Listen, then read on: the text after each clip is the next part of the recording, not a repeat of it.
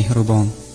درود و پیام بی‌پایان یزدانی نثار شما شنوندگان عزیز رادیوی مهاجر. با امید توفیق و هدایت الهی و بالندگی روح و طبع شما، ما هیئت ایجادی رادیوی مهاجر تصمیم گرفتیم نخست شماره برنامه هدایت را پیشکش شما گردانیم. مرحبا ای پیک مشتاقان، بیار پیغامی دوست، تا کنیم جان از سری رغبت فدای نام دوست. در حدیث شریف پیامبر اسلام حضرت محمد درود و سلام خدا بر او باد میگویند: برایتان کتاب خدا و سنتم را باقی گذاشتم، اگر به آن چنگ زنید هیچگاه گمراه نخواهید شد. با پیروی از این حدیث شریف تصمیم گرفتیم برای شنوندگان رادیو 40 حدیث امام نبوی را شرح و معنی نماییم. امام بزرگ این 40 حدیث را از بین دیگر حدیث‌های پیامبر گلچین نموده‌اند. امیدواریم که شنوندگان عزیز برای خود این حدیث‌ها را دستوری می‌کنند برای رسیدن به یک زندگی خوش و کامل و برای پیروی از قرآن و سنت و هدایت و سعادت کامل. حدیث اولی که امام نووی در کتابشان آورده‌اند این حدیث عمر ابن خطاب رضی الله عنه درباره نیت است. این از حدیث‌های بزرگ پیامبر بوده، عالمان آن را نصف اسلام گفتند. متن حدیث چنین است: از امیرالمؤمنین عمر ابن خطاب رضی الله عنه روایت می شود که می گویند: شنیدم پیامبر خدا را که می گفتند عملها وابسته بر نیتها هست، یعنی نتیجه عملها یا رفتارها وابسته به نیتها است. هر شخص چی را نیت کرده باشد همان را حاصل می کند.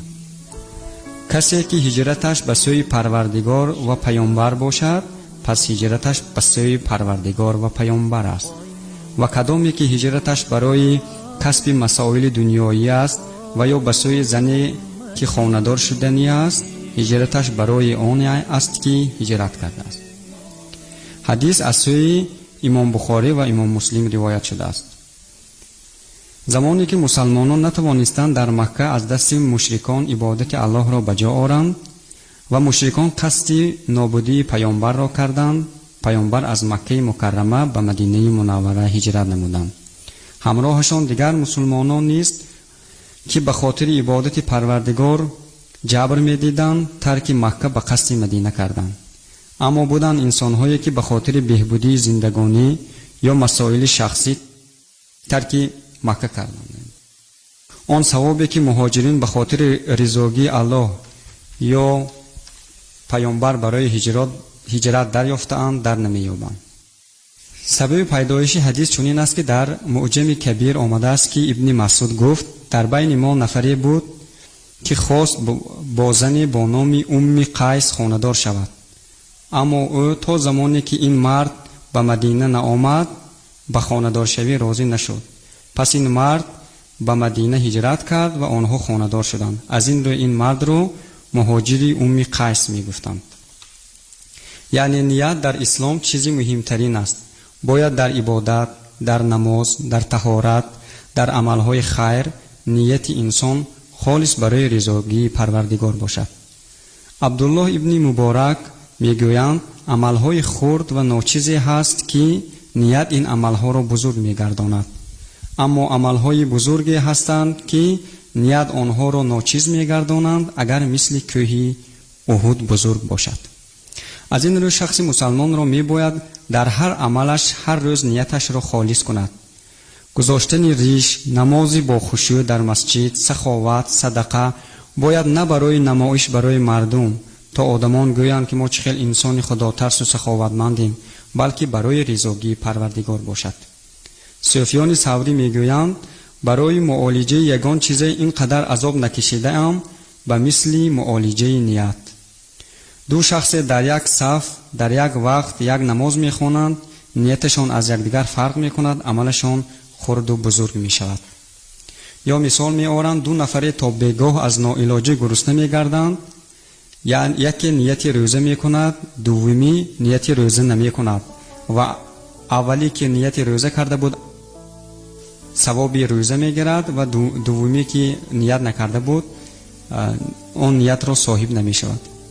در صدقه نیز وقتی انسان бояд нияти холис дар роҳи аллоҳро ният намояд, на барои он ки мардум ӯро саховатманд гӯянд.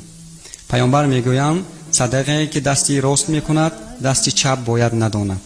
марде ният кард холис ба ризогии худованд садақа намояд. шаб ба шаҳр баромад, шаҳр хеле торик буд. шахсеро дид ва ба ӯ садақа дод.